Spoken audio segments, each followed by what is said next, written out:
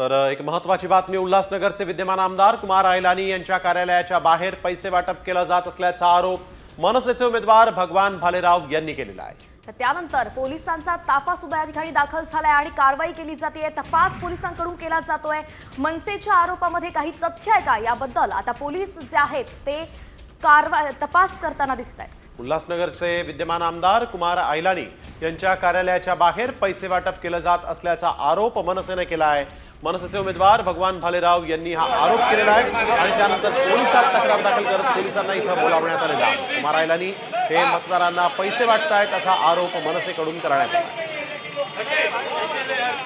राज्यामध्ये आज मतदान होत आहे, अनेक ठिकाणी पैसे वाटपाचा आरोप करण्यात आलेला आहे आणि आता मात्र उल्हासनगरमध्ये देखील कुमार आयलानी कार्यालयाच्या बाहेर पैसे वाटप करतायत असा आरोप मनसेने केला।